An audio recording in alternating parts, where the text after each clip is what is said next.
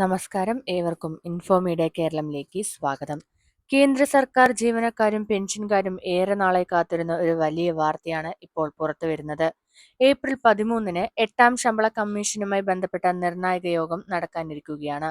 ഈ യോഗത്തിന്റെ തീരുമാനം ഏകദേശം 1.2 കോടി ജീവനക്കാരുടെയും പെൻഷൻകാരുടെയും സാമ്പത്തിക ഭാവിയെ ബാധിക്കുന്നതാണ്. ഏപ്രിൽ 13-ന് ദേശീയ കൗൺസിലിന്റെ ഡ്രാഫ്റ്റിംഗ് കമ്മിറ്റി യോഗം ചേരും. ഈ യോഗത്തിൽ 8ാം ശമ്പള കമ്മീഷന്റെ പ്രധാന ശുപാർശകളുടെ അന്തിമ കരട് തയ്യാറാക്കാനാണ് പദ്ധതി. കേന്ദ്ര സർക്കാർ ജീവനക്കാരെയും പെൻഷൻകാരെയും പ്രതിനിധീകരിക്കുന്ന ഈ കമ്മിറ്റിയാണ് സർക്കാരിനും തൊഴിലാളി യൂണിയനുകൾക്കും ഇടയിൽ ഒരു പ്രധാന ഇടനിലക്കാരനായി പ്രവർത്തിക്കുന്നത്. ശമ്പളഘടന എങ്ങനെ നിശ്ചയിക്കണമെന്നതിൽ ഇവർ നിർണായക നിർദ്ദേശങ്ങൾ നൽകുന്നതായിരിക്കും. ഇപ്പോൾ ജീവനക്കാരുടെ പ്രധാന ആശങ്ക ഫിറ്റ്മെന്റ് ഫാക്ടർ എത്രയായിരിക്കും എന്നതാണ്. കാരണം ഫിറ്റ്മെന്റ് ഫാക്ടറാണ് ശമ്പളവും പെൻഷനും എത്ര ഉയരുമെന്ന് തീരുമാനിക്കുന്നത്. 7ാം ശമ്പള കമ്മീഷനിൽ ഫിറ്റ്മെന്റ് ഫാക്ടർ 2.57 ആയിരുന്നു. അതിന്റെ ഫലമായി കുറഞ്ഞ ശമ്പളം 7,000-ൽ നിന്ന് 18,000-ആയി ഉയർന്നു. അതിനു മുൻപ് 6ാം ശമ്പള കമ്മീഷനിൽ ഫിറ്റ്മെന്റ് ഫാക്ടർ 1.86 ആയിരുന്നു. ഫിറ്റ്മെന്റ് ഫാക്ടർ 2.5 മുതൽ 2.86 വരെ ആകാമെന്നാണ് സൂചന.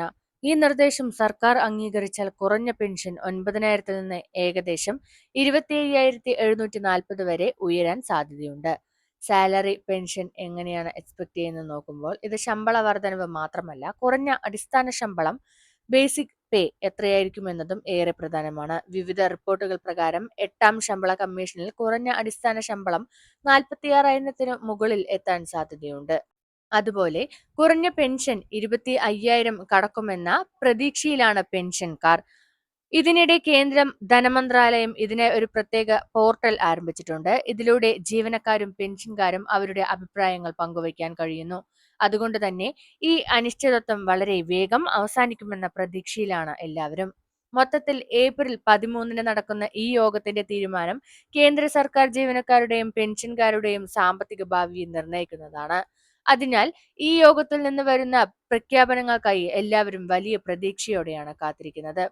ഇതുപോലെയുള്ള ഇൻഫോർമേറ്റീവ് വീഡിയോസിനായി ചാനൽ സബ്സ്ക്രൈബ് ചെയ്ത് സപ്പോർട്ട് ചെയ്യുക. നന്ദി, നമസ്കാരം.